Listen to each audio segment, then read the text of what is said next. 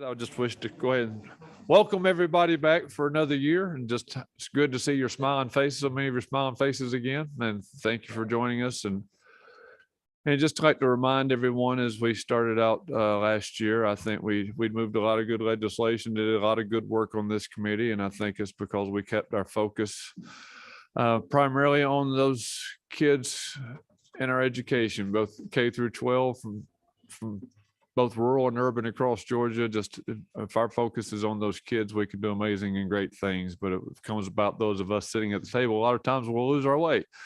And so there's my father's favorite words given to me is a word of history. And it was paramount at the birth of this nation. It was used in the language of the people then, but it's literally, if you go and Google this word, it peaked at 1803. If you Google the word, the definition will come up and it'll say, click here for more translation, and it'll show you a chart. And it peaked at 1803, and it's been in decline ever since. And that word is posterity. And it's just an amazing word that my father and his civics lessons to me when I was a kid just really embedded in me. Just if we do things for the sake of our posterity, then we're not doing it for the sake of ourselves. And I said, that's hope in action, because hope is always selfless. And I just I hope that we can do some great things on this committee moving forward. Having said that, we will go ahead and I'm going to call Senator Halpern to please offer us a word of prayer as we start. What number? Please offer us a word of prayer. Start us out with. Well, let us pray. Dear Lord, as we gather today, may you please place on our hearts that we are mindful that we are here to serve the people of the state of Georgia, and especially to take into account our children, who will be the future leaders who we need to pour into. Allow that to drive the conversation, allow that to guide us as we decide what we will do with the issues in front of us today and each and every day. In thy name we pray. Amen. Thank you. All right, I'm going to go ahead and each of you have an agenda for you. I'm going to take the liberty to we're going to do Senate Bill 357. Senator Kirkpatrick, Senator Anavitarte has to be here anyway, so we can do him last. If you would like to come up to the table and present your bill, you sure are welcome to.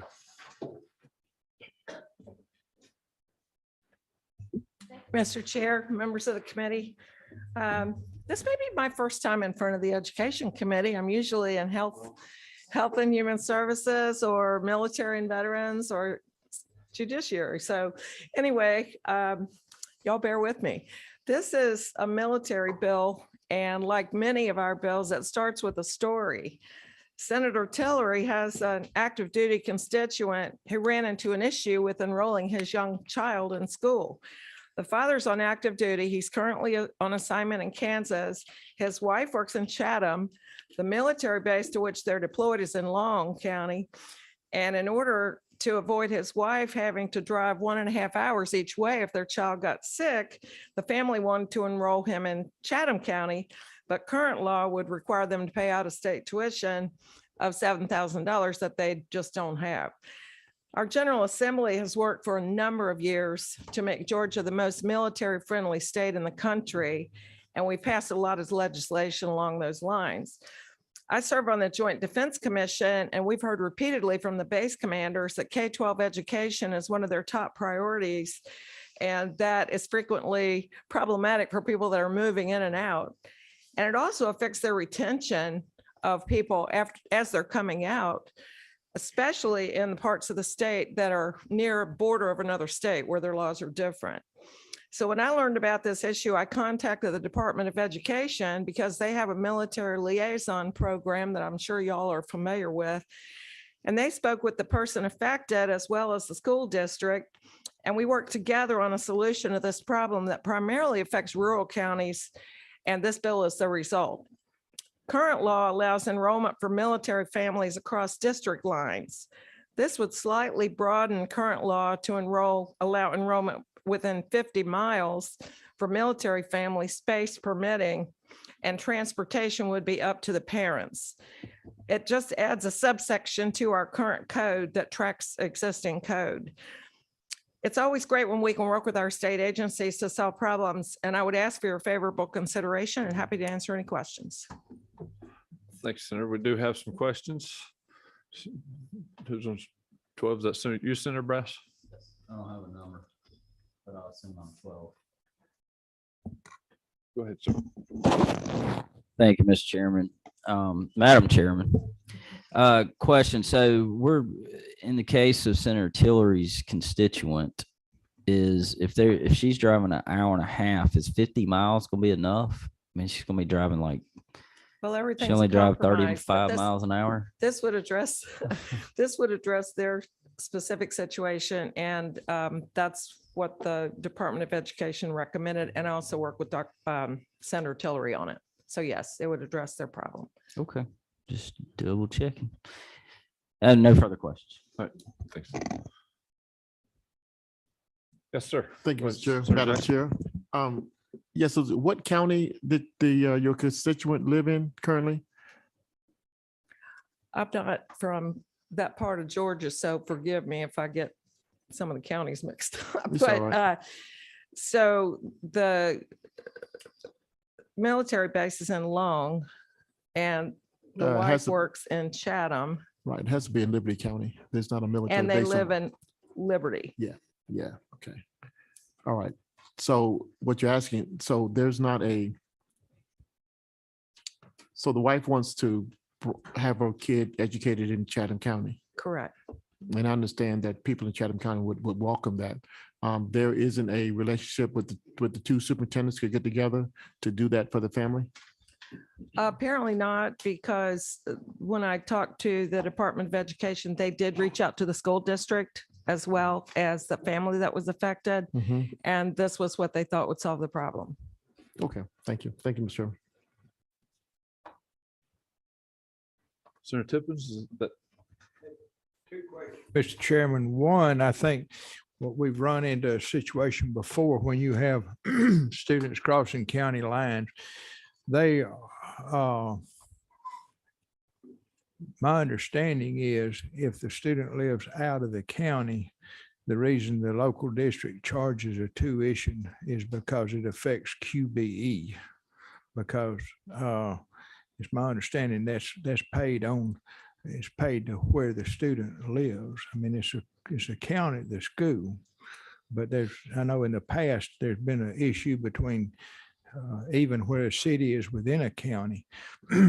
I would want to make sure that the QBE question is answered on that, and the funding, does it penalize the county? I mean,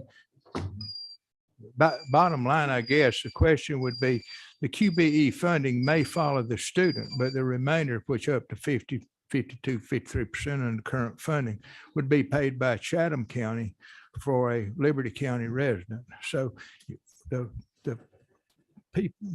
residents of the receiving county would be paying local taxes to educate a student that resides in another county. And that's where the issue's been in the past. And I'm not opposed to the concept, but that's been the issue that has been raised, because the taxpayers of one school system are basically paying the local share of another county's responsibility. It looks to me like maybe if you're going to extend that, the sending county would be required somehow in their funding, because it's a student, it's a home county of a resident that they would typically go to school. I think we might ought to figure that out. Also, I guess there would be, as there is always a question, if it's a high school, the question of GHSA and academic eligibility. I know that's a hot issue in a lot of places. And if you look at a major military establishment, they have very high populations that could affect local school districts. Those are the only two things. I'm not telling you I'm for it or against it, but I do think there are things that we need to maybe get an answer on, because I know on the funding, the receiving counties have always said The reason we charge tuition is to make up for the local part of the funding of education that the state does not pay. And I think I misstated a while ago, the QBE will be paid on account to the school where the student is, but the receiving county is paying local funding for a non-resident student. I'd be happy to look into that and be sure that we address it in the final form of the bill, but I don't understand QBE deeply enough to be able to answer your question right now. Well, let me back up. It's not a QBE issue. I mean, I said QBE because part of the funding is QBE, but the real rub is in the portion of the education cost that's borne by the local district. And even though they may earn the QBE, there would not be any backfill for that and for the local district paying for an out-of-district student coming in. And that's typically the reason a receiving district would charge a tuition. Yeah, what my understanding is this is a very small number of kids that are impacted by this. So that's why the Department of Education wasn't too worried about it, but I'd be happy to go back and dig into that a little bit deeper before the bill You shows may up. want to inquire from Georgia School Board Association because it's the school boards that are really going to have to come up with a budget to pay for an out-of-student county. I mean, out-of-county student. Thanks, Senator. Any other questions on the committee? We do have someone signed up to speak to this, Justin Pauley. Would you like to have a seat right there, sir? Yes. Please tell us your name and who you're with. Justin Pauley with the Georgia School Boards Association. And Chair Committee members, thank you for the opportunity to speak. We appreciate all the support for military students as well. Just had a few points of clarification that I think we would like to see from the School Boards Association. Line 15, it mentions each local school system located within 50 miles. Just clarifying that to, and I did have an opportunity to talk briefly to Senator Kilpatrick prior to this meeting, but knowing where that 50 miles, what's defining that 50 miles for the school districts. And then what is that school district located within 50 miles of? And I think it's referring to what's in the line previously, but it would be helpful to kind of clarify that a little bit. The second piece is line 16. It refers to available to. Before you going, are you Yes, sir. working from LC 490658S? It was the current version that I had access to. I'm sorry. I did look at the wrong bill.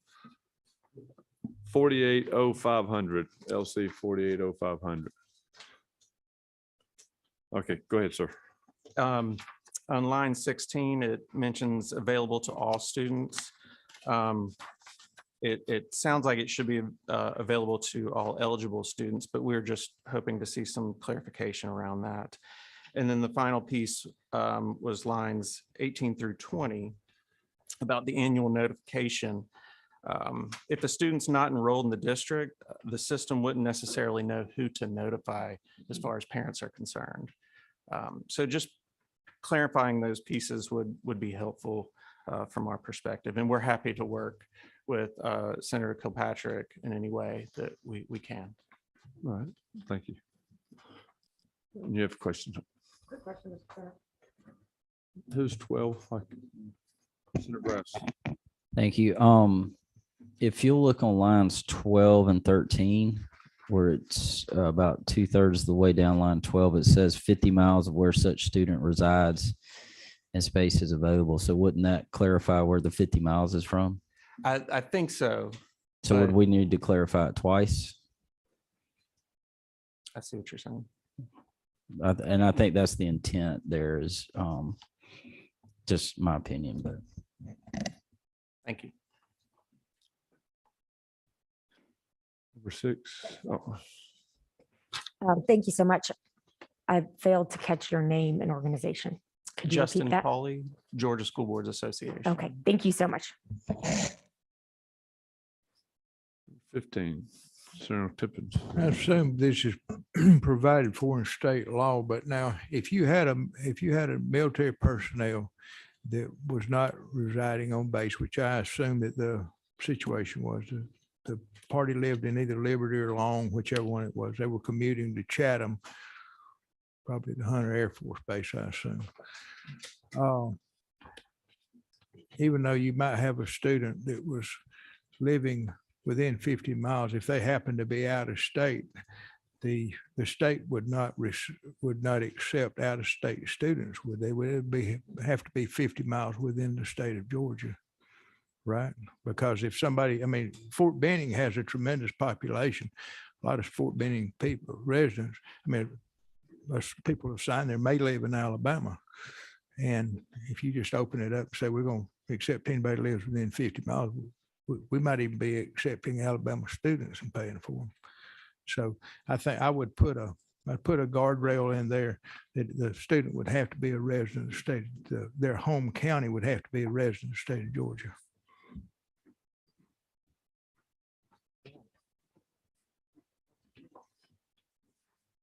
Okay. Any other questions? Comments? All right. Thank you, sir.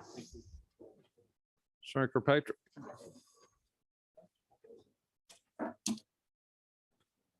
So with regards to the, what the 50 miles means, I think it would be reasonable to repeat the language that's in line 12 and 13, if that would make anybody feel better. I don't think that changes the bill at all.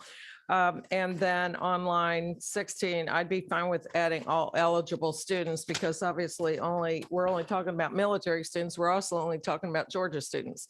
So I think just changing that, adding that one word would be a reasonable way to approach that. With regards to the notification, this is not changing anything that's in existing code. The code that we already have that allows across district enrollments has exactly the same language. So we can go back and look at the existing code if we want to change the notification part, but this just tracks what the code already says. Okay. Do we have Wedge Council? Someone? Oh, would you like to come up and address that? The point she's making? Yes, sir. Yeah, that is exactly correct. That is, I'm happy to step up. Okay, if you would, please. Thank you, Chairman. Yes, in code section 20-2-95, which Senate Bill 357 seeks to amend, the current language already provides for an annual notification to parents of military students, and it is essentially the same language, if not the identical language. I assume it is the identical language. So even though it is presented in Senate Bill, the Senate Bill as new language, I guess it's because I didn't draft this one, but I would assume it's because this bill represents a new subsection. It would be adding a subsection D to the existing code section. And so it would mirror the notification language that is currently in subsection C of this code section. If we were to revise the bill, we could maybe clean that up and consolidate and to have just kind of one notice provision that would apply to both conditions, but that would be subject if there's going to be an amendment or a substitute or something along those lines. But the substance is identical. Okay, so it's the same as the previous language. That's all right. We have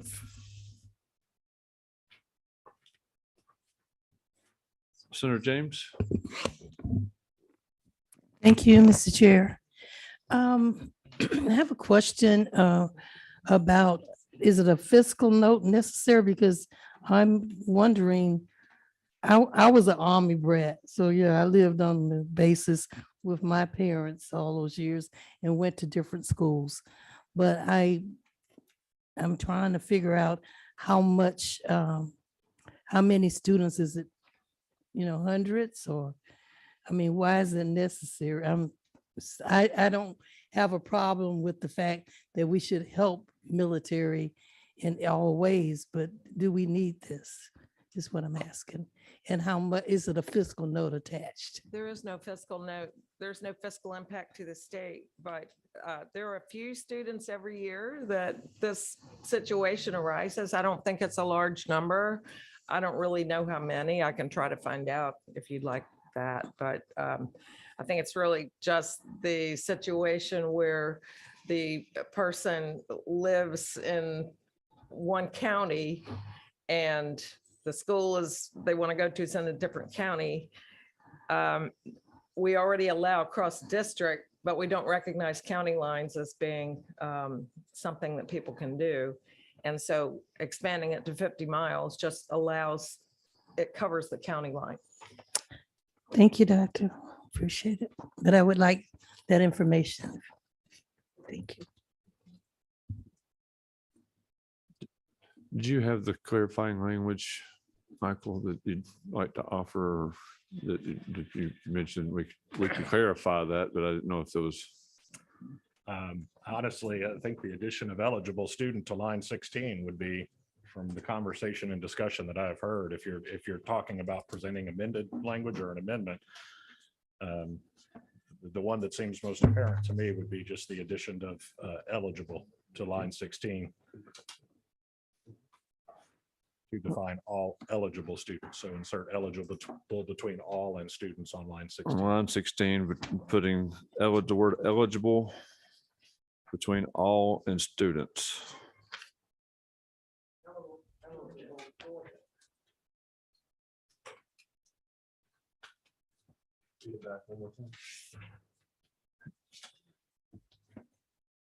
Number 12, who's 12? It's Nebraska. Yeah, I'll make a suggestion as well. If you go back to line 10 and after military students, add residing in the state of Georgia shall be allowed to attend. And then when you go back to line 16, after the word, in between the words all and students, add eligible Georgia students. And that should clarify anybody that's any concerns, in my professional opinion. Can you restate that, Senator Bruce? So what I would do is on lines 10, after the words military students, I would add the words residing in the state of Georgia. And then it will continue to read, shall be allowed to attend any public school of their parents.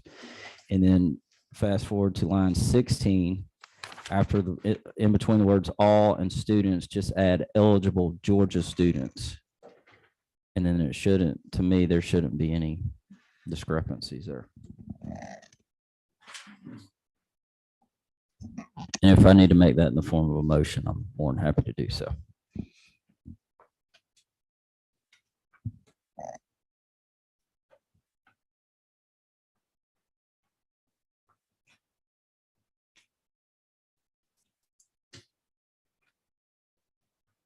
Is that? Does that seem to address the concern, Michael? That language? In the context of this bill, Senator, it does. The concern that I have, and the reason that I'm kind of scrunching my eyes up, is that there are other provisions in the existing code section that apply to military students without any qualifications. So you would read the statute in total. And so this new subsection referring to military students in Georgia could create the impression that the other references to military students elsewhere in this code section are somehow being distinguished from military students in this subsection who are military students in Georgia. So it's kind of squaring this subsection with the code section in total, adding that qualifier.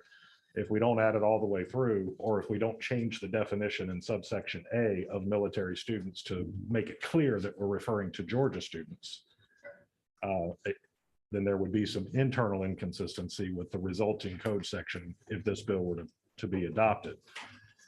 And I would, so we could amend and add new language just to qualify the definition of military student in total. And that way, everywhere there's a reference to military student in the code section, it's referring to a student in Georgia. We could just do that by an amendment here. If you give me a moment to draft it, I'd be happy to do that if that's the request. Just one question is if, I'm assuming that out-of-state students would not be considered eligible students under this bill.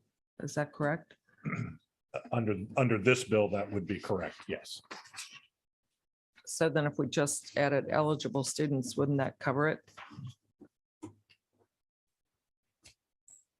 Yeah, I think residing in Georgia is an implication since this is in Title 20 of Georgia's code and it would refer to Georgia students, the state's ability to control students who are not residents of Georgia unless they are here under some special agreement and are attending a school district due to some contract with another state or some other very unusual circumstances. We don't necessarily specify throughout Title 20 of the code that we're talking about Georgia students. We just refer to students. The presumption, the implication being that they are all Georgia students. Right. But because you're dealing with military students, putting that qualifier of residing in Georgia does have some sense because you're dealing with a fluid population with lots of transitions. So they are military students that maybe have an uncertain residence from time to time. So whatever the pleasure of the sponsor and the committee, I'll be happy to try and amend around it. So Senator Brass, do you want to, I know you're about to prepare to make a motion. Do you want to take it based on? I make a motion to do what he said. So we'll change the definition of a military student to include students residing in Georgia. Okay. And then are we still changing 16, line 16, putting the word eligible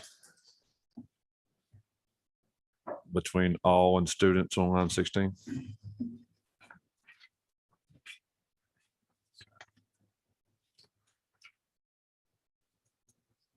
All right.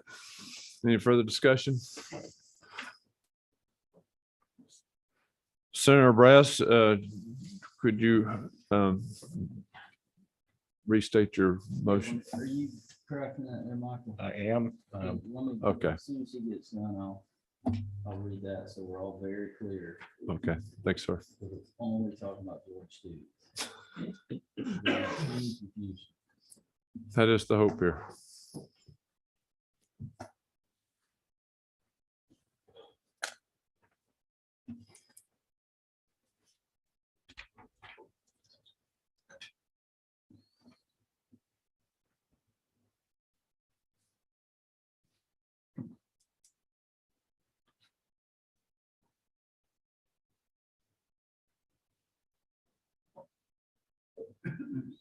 Guess this is why I usually stick to the health committee.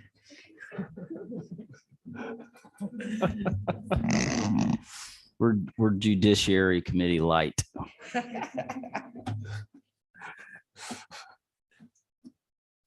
You know, and Senator Brass is an attorney and a doctor, from what I understand. A lot of things.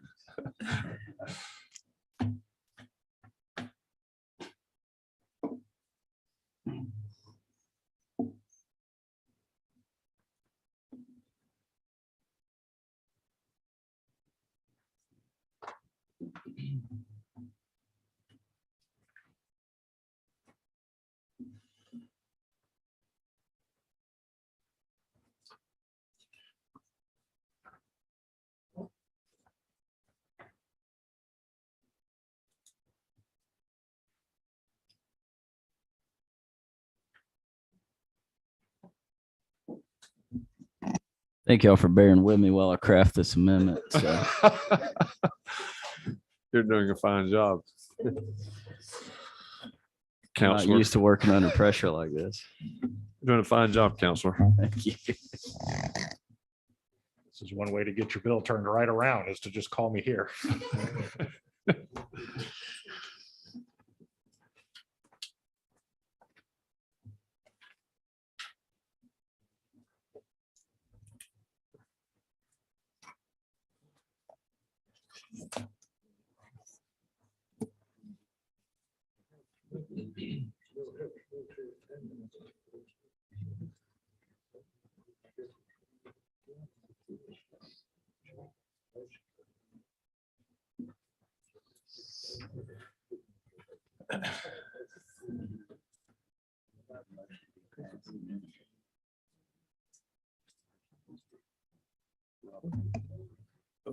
We can amend before you do pass.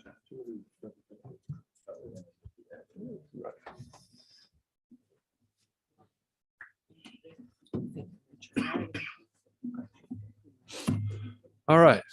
In order, would it be possible for, would it be possible for me to read a suggestion that you could consider adopting rather than trying to have you read my writing? Would you like to try and read it? Let's do it the official way. So, Amend line 4 to provide for a definition or to revise a definition. okay, We need to amend line 9 to say revising subsection A and adding a new subsection. And then we need to insert before line 10, this language down here, which is revised subsection A as used in this code section. okay, got it. Mr. Chairman, Yes, sir. I'd like to offer the following amendment. If we go into line 4, after the semicolon, after the word notification, I'd like to add the words to revise definition. And then that will read to provide for annual notification, semicolon, to revise definition, semicolon, to provide for related matters to repeal. Go down to lines 9. After the word by and before the word adding, we're going to add the words revising subsection A in parentheses, and then the word and. So that will read students transfer, comma, is amended by revising subsection A and adding new subsections to read as follows. And then in between lines 9 and lines 10, we're going to add subsection 2A, and it will read, as used in this code section, the term, quote, military student, end quote, means a school-aged child of a military service member who lives on, who resides, I can't read this. It would be to who resides in Georgia and who lives on a military base As I stated earlier, what he said. or off base. It is. Oh, there you go. All right, so that's gonna read, as used in this code section, the term military student means a school-aged child of a military service member who resides in Georgia and is on a base or off base in military housing. And then on line 16, in between the words all and students, we're going to add the word eligible. So that will read as establishing a universal streamlined process available to all eligible students to implement the transfer requirements. Thanks, sir. That was easy. Yes, was. We have a motion to amend. Do I have a second? I have a second. Any discussion? Yes, sir. That motion, does it require this student to live on base? I thought I can answer that. It says on or off base in military housing. okay. And doctor, in your instance, did the individual live in military housing or did they live in private housing in Long County or Liberty County, whichever county it was?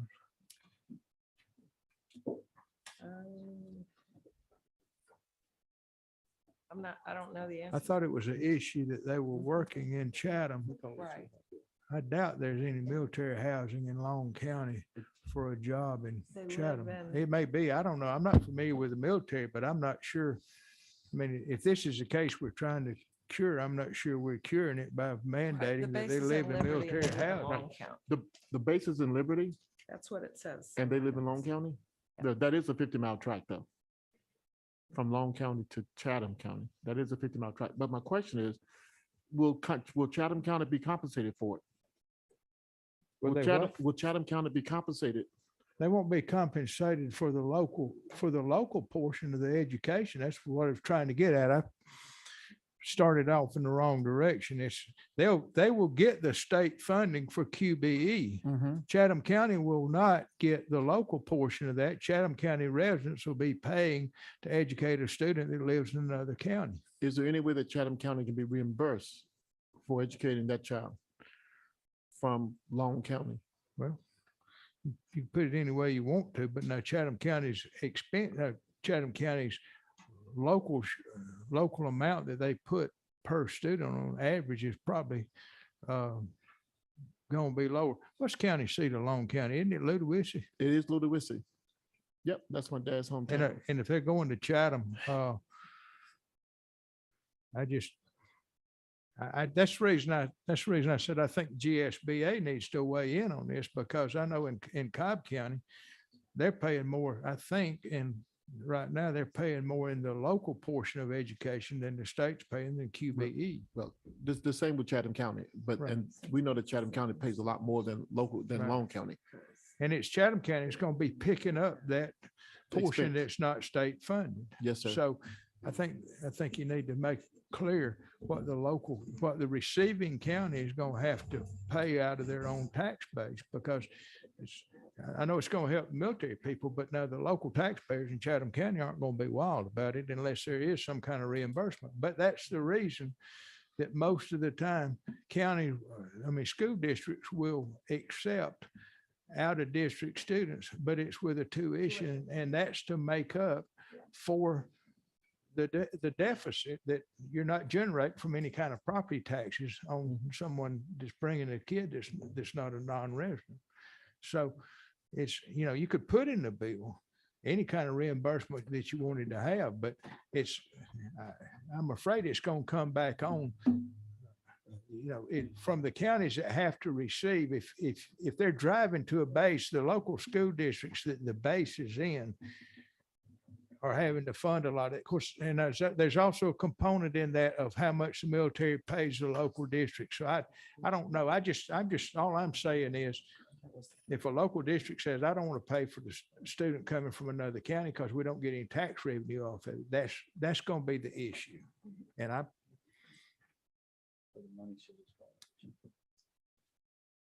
So you're saying, the QBE funding will be the same wherever the student is, based on their classification and the level of service being delivered. But the local portion of it will differ greatly depending on a lot of times the wealth of the county, or also what they get, what the county may be getting under equalization for the state. So I mean, it could be a pretty complicated formula. It may be something you want to look at.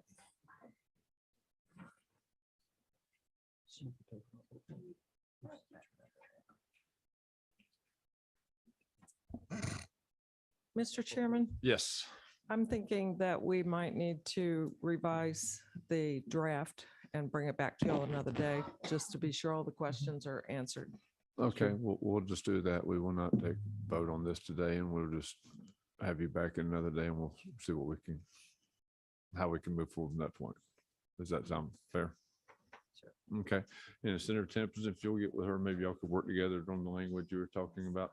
It needs to be in there just to make sure her final version, because I think you're raising a very good valid point. I really, honestly, I think it needs to be, they need to work it out with Georgia School Board Association, because they're going to be the ones that have to make a decision. I mean, whether the funding's going to come from the state. I mean, I know in the case of Fort Benning, Muskogee County gets a pretty good size supplement for military students that are in that county. I don't know whether those funds are transportable to a county that the student may live in, but the employment is like at the fort, but the residence is in another county. So I'm not familiar with the dynamics of that. I think Department of Education could tell you a lot more about how that works, and their fiscal and financial people. I'm sure the people in Muskogee County are, Hunter Air Force Base, anywhere it's got a large military establishment, they work that out. I don't know how those funds operate, but I know if the students go into a county that's not getting the military supplement, the local taxpayers are going to have to pay for it. And as soon as they figure that out, if there's any amount, if there's an appreciable amount of it, it could be big. I mean, you take, for instance, Fort Benning. I'd say there's probably a lot of people at Fort Benning that don't live in Muskogee County. And when you start dumping all these extra students in there, especially where you have large population, I'd say, Fort Stewart, Hunter Air Force Base, any of those big establishments, Warner Robins. It'll be a sizable amount of money, I would imagine. Okay, well, we have a motion and a second on the table, so we can't adjourn with that on the table. So we've got a motion and a second on amending the bill. Is there a motion on the table? There's no motion on the table. No, there's a motion and a second on that on the table right now before we move forward with this in this meeting.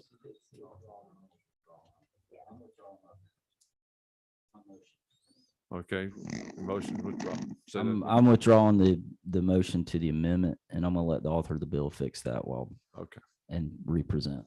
all right, that'll be fine. Senator Jackson. It's just an information meeting. I'm It's just sorry? information.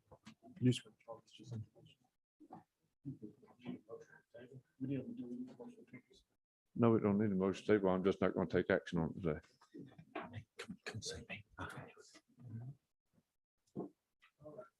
Next bill we have.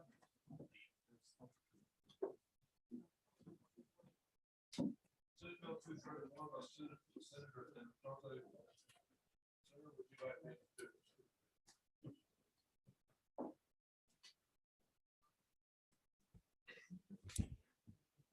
Thank you, Mr. Chairman. Good afternoon. Going to present Senate Bill 231. Before I begin, I just want to invite Michael Winkler, Bill Kelson from Goodwill, Southeast Georgia to join us up here. They're going to have some brief remarks and participate in the Q&A after I just do a brief presentation. Senate Bill 231 is a bipartisan bill, also supported by the Lieutenant Governor to create a pilot program for persons between ages of 21 and 35 who have not graduated from high school to obtain a high school diploma to enable them to improve their life trajectory for themselves and their children. More bluntly, I'd consider this a bill to help families find their way out of poverty as a positive step, and also setting up for public-private partnerships to address families who live in poverty. Based on a successful model called Excel Centers with 10 years of data demonstrating the program works and empowers people who have dropped out of high school to earn an accredited diploma and build necessary skills to further their education and find a better job. The program has been successful as it meets people exactly where they are and provides the necessary support for them to help overcome any obstacles they may be facing and that would prevent them from being successful in high school.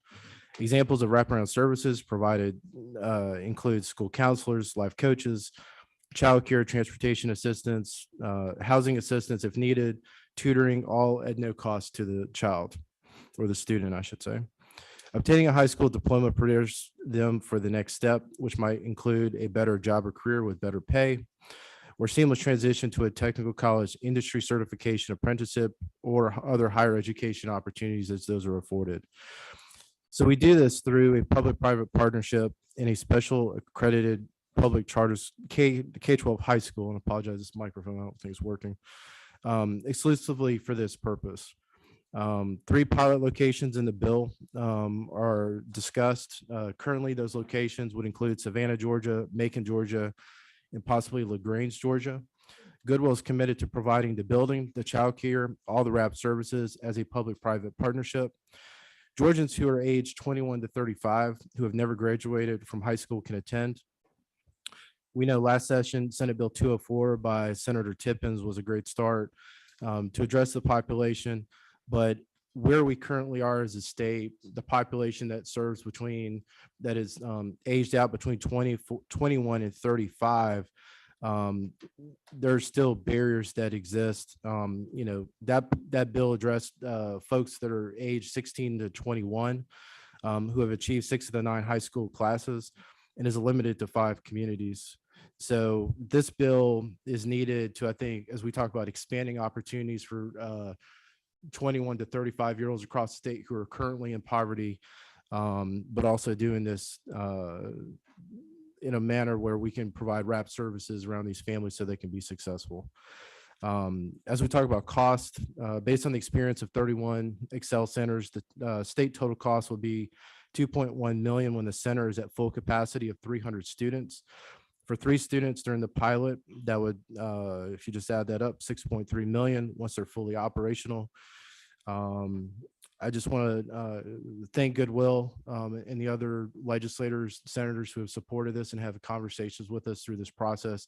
I know that we're always looking at trying to find some good ways to be innovative in Georgia to reach more students. And I think as we talk about the workforce shortages, we talk about getting families out of poverty throughout the state, we need to be innovative. We need to find new ways to do that. And I think this bill achieves that without creating any new barriers to K-12 funding or impacting local school districts in any such way. So, Mr. Chairman, I'm going to ask Mr. Winkler and Mr. Kelson if they have any questions, not questions, but any other comments they want to add to my presentation. Turn it over to them briefly, if I may. Before we do that, you've got a question from Senator Jackson. Okay. This one. Do you yield? I have one short question. As we're addressing as you're addressing the high school dropout age from the age of 21 to 35, I think this is what this bill does. There are a number of high school dropouts. What I think the number is, 60,000 throughout the state of Georgia, high school dropouts. Will you further look at addressing 16 through 20? Could they be able to be a part of this program? Because we know currently Georgia law states that when you're 16, you're allowed to drop out of school. So is there any way that people who still need 16-year-olds and 17, 18, and 19-year-olds who still need wraparound services, is there a way that they can also be included into a program like this that provide wraparound services that could afford them livable wage jobs? Yeah, I think what we're looking at, I think is strictly targeting the 21 to 35 age range. And I think it's because, quite frankly, there is really no pathway in Georgia for those students to get a high school diploma, not a GED, but receiving the high school diploma with some wrap services. So I think the model is unique in itself. I'll let Mr. Winkler kind of talk about that directly. But I think right now we're just focused on the 21 to 35. Okay, but my question is, if you're 17-year-old and dropped out of high school, is there a program that you can join? Could they join this program to obtain a high school diploma? Yeah, I'll let Mr. Winkler kind of talk about that. I think he's going to talk about it briefly in his remarks. Mr. Winkler. Thank you, Chairman Payne, and thank members of the committee. Thank you for having us share our thoughts on this today. I'm Michael Winkler, President and CEO for the Goodwill in Southeast Georgia. For over 120 years, Goodwill has been dedicated in local communities throughout the United States to the eradication of poverty through workforce development. Our programs support individuals, train and educate individuals, and ultimately help place them into the community in sustainable living wage jobs. To that end, we believe that this bill will help us address a population in this state that exceeds 311,000. There are over 311,000 21 to 35-year-olds in the state of Georgia that do not have a high school diploma. So what does that mean? That means that those individuals, 2 out of 3 of them, are living in poverty today. It means that their children are twice as likely to drop out of high school as a student with parents who graduated from high school. At Goodwill, we're committed to this program through both financial and in-kind, as Senator Anavitarte has mentioned, through a public-private partnership. We will provide $2 million upfront for the build out of the school to provide up to 300 students each year the opportunity to gain through this program a Georgia issued high school diploma. With that, they will be able to better be prepared to receive a post-secondary credential. In fact, 70% of the graduates around the country have already received the post-secondary credential, many as they're receiving their high school diploma. So this program provides a solution to a large problem in that we have many individuals that strive to do better for their families. We want to give them hope and the opportunity to break the cycle of poverty that we see in many of the communities in Georgia and quite honestly throughout the United States. This program, by affording an individual a high school diploma, will better prepare them academically for those middle skills, middle income, post-secondary programs that exist today in the state of Georgia. Our Goodwill is committed $2 million, as I've mentioned, for the build out. And each year we will provide up to $500,000 worth of services. All of our schools will provide free childcare, transportation assistance, tutoring assistance, and general counseling for the individual to remove any barriers and obstacles to their success in the program. That's the secret ingredient. That is what has been missing in programs throughout the United States prior. Individuals, adults 21 to 35, often come with children, families that they must provide for.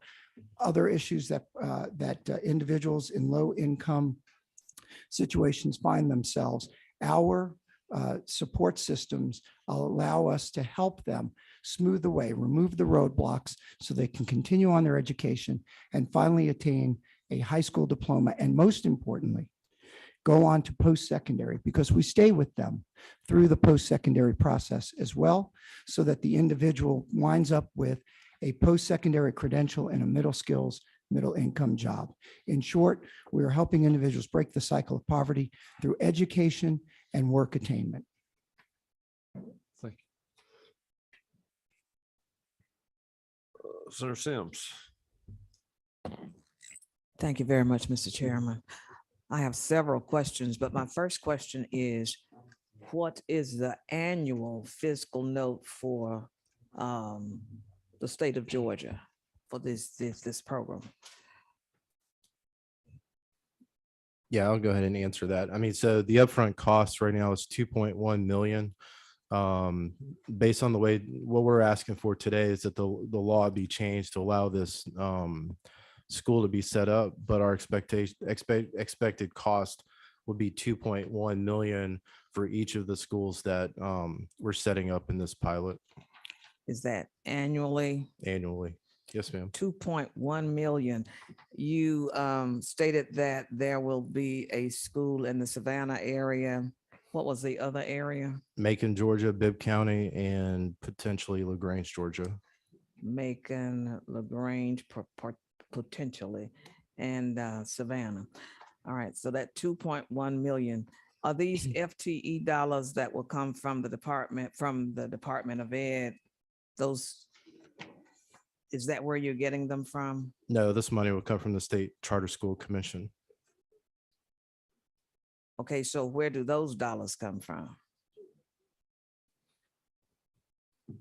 The Charter General School Assembly. Commission. Okay. So we're still, is the Charter Commission willing to give these $2.1 million, or will they come back to the state and say, we need to replace those $2.1 million? Because we don't know how they're going to react to that. Is somebody here from the commission? Yeah, I think where our posture right now is, I think someone here from the commission? I don't see that there is. Okay, the next question was, free childcare will be offered, public-private partnerships. Mhm. And the first year, Goodwill will upfront $2 million. After that, you said 500,000. So does that increase the state's financial responsibilities after that first year? Because Goodwill is not going to, it's seemingly they're not going to make those donations annually each year. And number three, what are the what's the annual revenue of our Goodwill in the state of Georgia? And we mentioned that, or you all mentioned that the Lieutenant Governor is in favor of this. Have we talked with the Department of Education and Governor Kemp? Do we have someone from the Department of Education office in here? Yes. Okay. I guess we'll hear from you. You're welcome to come forward if you'd like to. I just, if either one of them, I may get, if you could give them access to a microphone. This is also Tiffany Taylor on the line, if that helps as well. Thank you, Ms. Taylor. Thank you. Good afternoon, Matt Cardozo with Department of Education, and Ms. Taylor, feel free to speak up if you need to jump in here. But I think a couple of the questions we have related to it would be some around accountability, how this works for accountability purposes. So if they're not under any of the requirements that typical charter schools would be, as well as things of why they're not under technical college system of Georgia when the age is beyond what typically K-12 is. So there are a variety of questions that we would have to flesh out on that. Yeah, I think that's helpful. I would certainly like to reiterate, the program sounds like a great program, and we understand, as you know, the importance of a high school diploma and support all viable efforts to ensure that all of our Georgians have access to strong post-secondary options, college or career. I think our questions to Matt Cardozo's point is, one, we do have a number of initiatives, I think, on the 5 to 21 side around really addressing the at-risk students who are at risk of dropping out through both the Senate Bill 204 that we worked with Senator Tippins on last year for the pilot program to work with TCSG to set up a diploma for those students that are at risk of dropping out or have already dropped out, as well as some of the flexibility that we have provided within our graduation requirements with code section 149.2 and allowing students to reduce some of those high school requirements if they are accessing technical college certificates and trainings. I think that when we talk about the 5 to 35, the age 21 to 35 group, the question is, it seems to be a function that would fit better under the technical college system.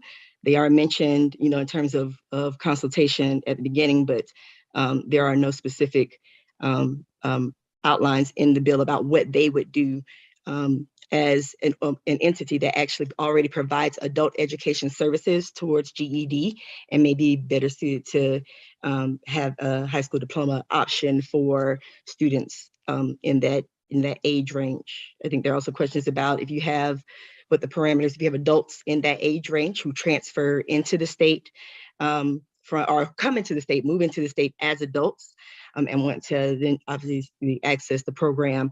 I think similarly, what are the parameters there? And then I think because the Title 20, Chapter 2, the K-12 provisions were drafted with that age 21 cap in mind, then there are questions about, the lines 101 and 103 talk about these schools not being subject to Part 3 of Article 2 of Chapter 14 with accountability assessment, which I get for the achievement accountability purposes, but for the, there are pieces in there about GOSA conducting audits or reviewing school fund accounting information. So I think there are just some nuances that would need to be considered and worked out as to whether this is probably the best fit for these entities.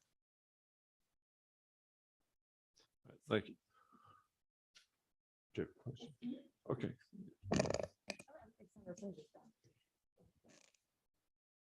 Thank you, Mr. Chairman. Question about the childcare facilities. What ages are served and how would they be licensed? So it would be free childcare, and it's all children from whatever the state, from infancy all the way through till school age. And then we do provide after-school care depending on the adult students' schedule. We provide childcare up until the 6 o'clock hour in the evening for children, for all the children. I mean, basically we cover school age, younger school age, but predominantly during the day, it is for infants through 4 years old, those that are not in school. 4 years old, so it doesn't have pre-K. No, it is Okay. not. No, it's a program to remove a barrier. If an individual a student has childcare needs, we're there to provide that and remove that barrier. That's the purpose of it. Can I ask another question, Mr. Chairman? So interesting. I mean, I am aware that TCSG is expanding its options for older students, as our DOE folks were telling us about it. It occurs to me that one sort of difference is the heightened wraparound services. Not that that's not been a discussion at TCSG, but resources and limitations and everything. Have you anywhere, or would you ever consider partnering that way, with TCSG, as opposed to standing up entirely different programs? I mean, I know that isn't your preferred, but it just kind of occurred to me that I've heard a couple colleagues mention sort of duplication of programming, and isn't it better to kind of look at efficiencies? I mean, I can learn a lot more about this, although I've admired it for many years, but it seems to me what stands out here versus what I'm hearing from TCSG is really kind of some of the really good and stronger wraparound. So if I may, all due respect, the technical college system is a post-secondary program. This is a secondary program. And although they're adults, the curriculum in the program is designed to award a high school diploma. In the 10 years that Goodwills around the country have been operating this program, we've had enormous results working really, if you think of it as so these 311,000 individuals are essentially in an educational purgatory. They're too old to go to a traditional high school, and they don't have the academic preparation to be effective at the technical college. What we offer is a bridge between the two through a program that gets them prepared to go to the technical college. So we see this really as a secondary program, not a post-secondary program. It's a secondary program for adults. And again, these are individuals that aged out of or dropped out of high school, but really aren't academically prepared for the technical college system.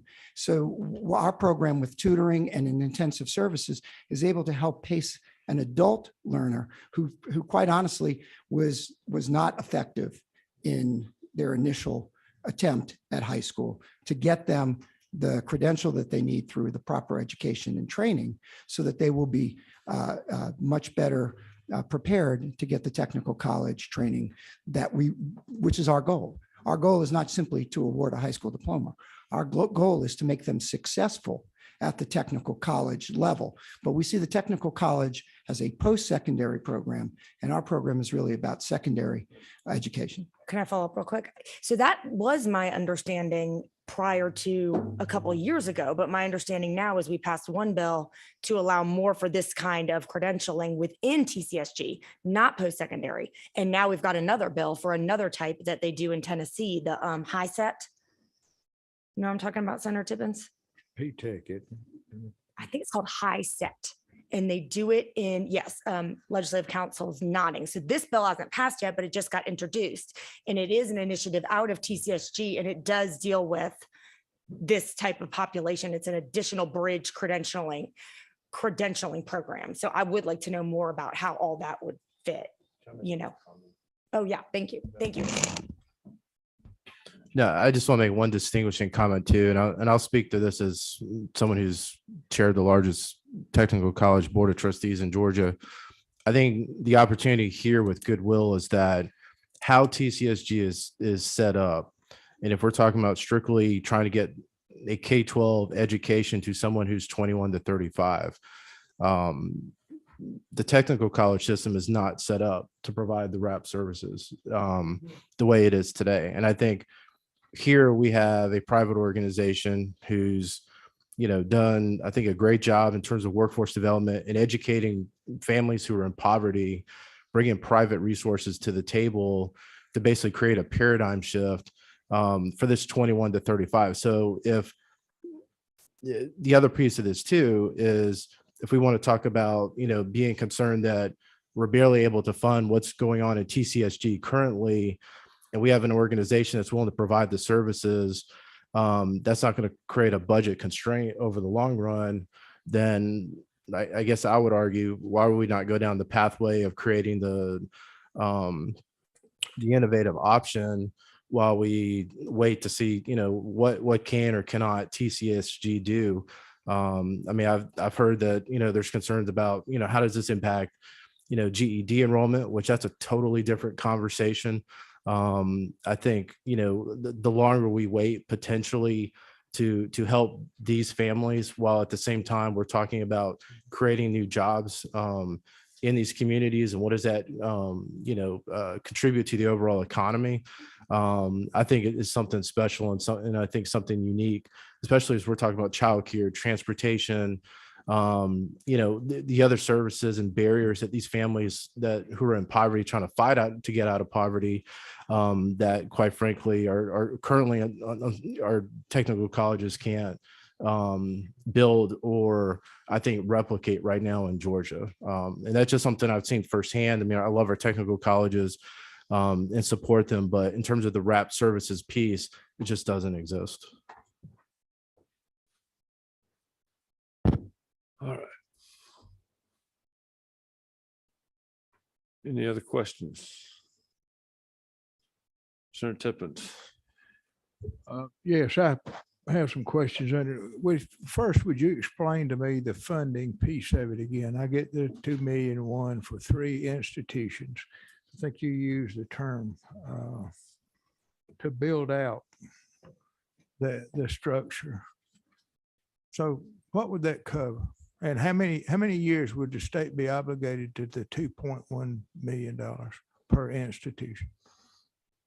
So there's a lot of twos in there, so I think it did get confusing. I apologize for that. So there's 2 elements. One, as Goodwill will be providing the facilities. That is not a cost that would ever be borne by the state.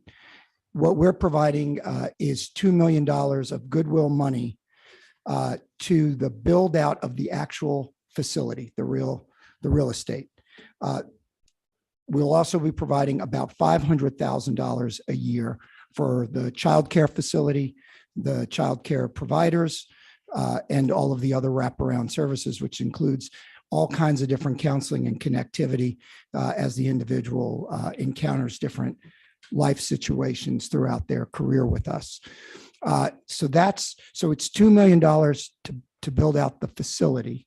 And that's coming from Goodwill. That is coming from Goodwill, yes. Non-reimbursable by the state in any way. That is correct. Yes, sir. Okay, go ahead. In addition to that, the $500,000 is non-reimbursable, and that's an ongoing annual commitment that Goodwill is making to provide all of the services we already articulated. The 2.1 million is simply a function of the mathematical formula that exists today within the charter school systems. We expect about $6,800 per student times 300 students, which we find to be the optimal size of an adult high school program. If you do the math, it gets you to right about $2.1 million, and that would be ongoing. We know that over 10 years, we've had enormous success with graduation. Over 8,000 adults have graduated from this program in 5 states in the District of Columbia. And of those 8,000, 70% of them have also attained a post-secondary credential. We also know that our graduates, after 6 months, are earning 50% more than they were prior to the high school diploma. So we feel like there's an enormous economic impact. We also feel that besides poverty eradication, this is a way for the for Georgia's businesses to continue to grow as we are the best place in the United States to do business. We need people to take on those jobs, and these are not easy jobs. In fact, more than 60% in the United States, more than 60% of the jobs today require more than a high school diploma. And that's only growing. COVID has obviously accentuated that.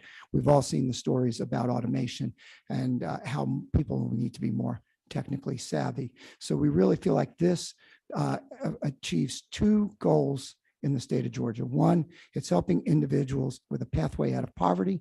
And two, it is helping businesses in the community get better trained, work-ready associates or employees. Follow-up question, if I might, I have several. Everybody knows this is the Goodwill Bill. I mean, I've seen it for years. My concern about the bill is we're putting in legislation the authorization to implement this program, but it's going to really depend on the operating agreement. If there's not an operating agreement, the default agreement is going to be Georgia Charter School law. And that's paid on enrollment. But it also pays for buildings. It pays for extras that are provided.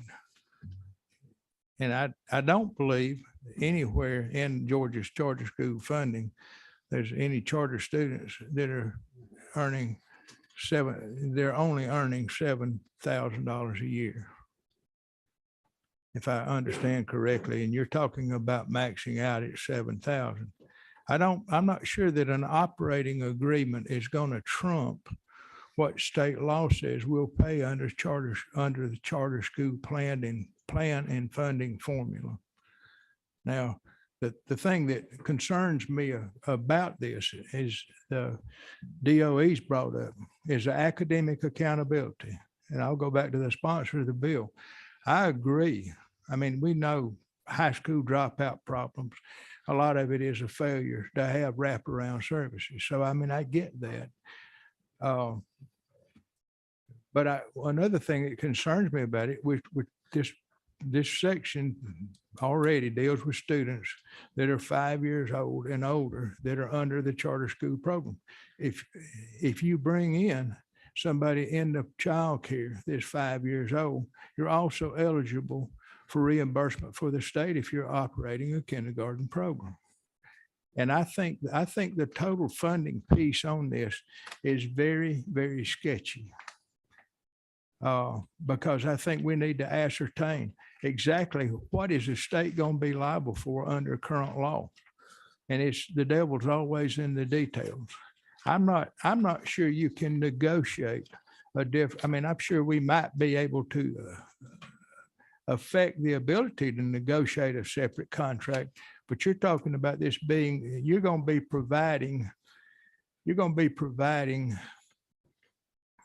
high school instruction for less than we currently pay just for a student to be in a charter school, but you're going to be picking up all the you're going to be picking up all the wraparound services too, and that's admirable. But, you know, if it looks to me like since this is a Goodwill bill, we need a lot more details on this, and we need a lot more detail to the extent that the state is going to be bound financially. I don't think you're going to have an enrollment of 300 kids and it only costs the state $2,100,000. I'm concerned because of the transiency of these high-risk students. I mean, they've already dropped out of high school, but you're not really talking about high school dropouts in high school age. And that concerns me too, because a lot of the young women that drop out of high school are because of pregnancy and they need to re-enter. But the students that are 16 to 21, I don't see a provision for them in this bill to provide those wraparound services. Another question I have is under for the services that you're providing under the current state funding formula for state charter schools chartered by the commission, what would the earnings be for these students if they're enrolled? So the way we've calculated it to this point, Senator, is $6,800 per student per year. Is that what the formula is, or is that what you're saying you're going to charge? Because we're authorizing it under the charter school funding bill, and you'll be paid what that formula dictates. I believe it's more than $6,800 that you'll be eligible to receive. And that's my question is, you're talking about negotiating a contract that's contrary to the state funding formula for charter schools, an appropriation schedule. I mean, right now in a charter school, I think the state's paying between $9,000 and $10,000 an annual cost for students that are enrolled in charter school. Another question I have, is it going to be strictly on enrollment, or is it going to be, is the earnings going to be computed on segments delivered as it is under QBE? Or will it be just who's enrolled and that really won't be dependent on attendance or how many courses they're taking? I mean, somebody could enroll for one course and technically be eligible to be reimbursed by the state because they're just enrolled. My understanding is, I don't think the charter school funding formula goes to segments. Now, I may be wrong, but I've not been in that realm a great deal. But charter school pays on enrollment on a particular date. Senator Invertard. Yeah, I think Senator Tippins, I mean, if you read section 8, I think that's kind of what we're getting to here with the bill. What line item is that, please? Line 277. The code section shall not apply to charter schools that serve only individuals between ages of 21 and 35 residing in the state who have not attained a high school diploma pursuant to 20-2-2084. Thank you. Senator Sims. Yes, sir. Okay.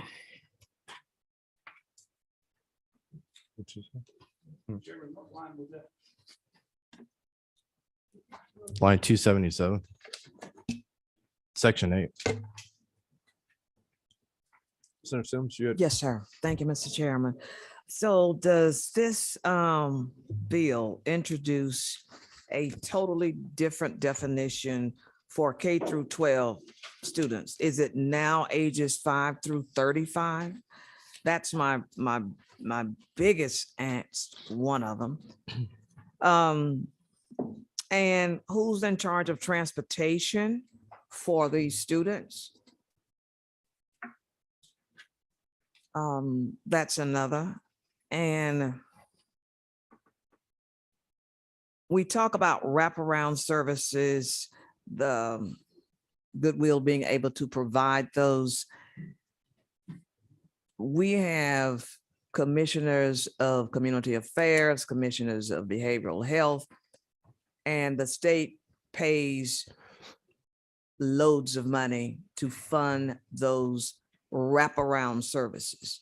Individuals that work in education are already aware and use these. And if they don't, then they don't need to be in education. Use these wraparound services every day. We are duplicating services, to me. And this is my personal opinion. When you start talking about wraparound services and they are not used enough, that's definitely not true. Wraparound services are available in every community in the state of Georgia, pretty much. So that's another concern of mine. And the duplication of services is definitely a strain on our taxpayers. When we say we're trying to help our taxpayers economically, yes, if we can put more people to work with the proper skills for different careers or career paths. It helps tremendously. But if you're going to continue, if we're going to continue to duplicate services in the state of Georgia, we're adding an additional tax burden to our citizens. And that's my opinion. Sir, Thank you, sir. thank you. Senator Torte. I just want to make a couple quick responses, I think, to Senator Tippins. I think when you were talking about whether we're writing into the code section, you know, supporting pregnant moms or those individuals in poverty, I think if we talk about an individual or a mom, and I work with these families on a daily basis. These moms that, you know, they're raising their kids, they can barely get to the doctor. Inflation's, you know, pricing them out of their house. Some of them can't afford a house. They can't find transportation to get to the grocery store to bring food to the table. And like, we want to debate whether we're going to, you know, write this into the law or not write this into the law. I mean, we've had this conversation, to your point, we've had this conversation probably for years, well before I was here or existed. And quite frankly, all we've seen is the status quo. Nothing has changed. And if we want to help these families and we want to work with our school districts across the state for families who live in the inner city communities in rural Georgia, and provide resources where we have organizations willing to step up to the plate, make the investment. To me, just because something has been sitting in the code for 50 years doesn't mean that in 2022 we have to keep doing it the same way. And I think this model bill basically changes the paradigm of how we approach education for K-12 for younger adults who, you know, between age and 21 to 35 may never see a college campus. You know, they're fighting for their lives. I mean, I grew up with these people, these individuals in my community in DeKalb County, Georgia, where things like this never existed. So, I mean, we can go on and on about the funding. We can go on and on about debating kind of where we're at. But I think we're bringing different communities, different perspectives, different political ideologies to the table. I think to find a pathway for these families so that they can contribute back to their kids, their grandkids, their communities, and the Georgia economy, to continue to make this the best place to live and work and do business. So I hear the debate, I hear the conversation. I'm right. You're right. I mean, this has gone on for years, but at the end of the day, when are we going to take a stand to do something different that's going to be impactful in these communities like Chatham County, like Macon-Bibb County, like LaGrange, and hopefully after doing this for 5 years in this pilot being successful, which I believe the data will show that we can make greater investments like this across the state of Georgia. So with that, Mr. Chairman, I yield. I'm gonna go ahead and call the will of the committee. I have a motion to pass from Senator Albers in a second. Motion a second. We've had discussion. All those in favor will signify by saying aye.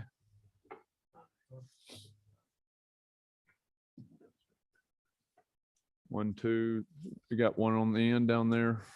1, 2, 3, 4, 5, 6, 7, 8. All those opposed? We have 2. The bill passes 8-2. We have no further business before this committee. Thank you for your patience today. I know that we went a little long, but just want to make sure we try to get it right. Thank you all for your patience and your attendance. We are adjourned.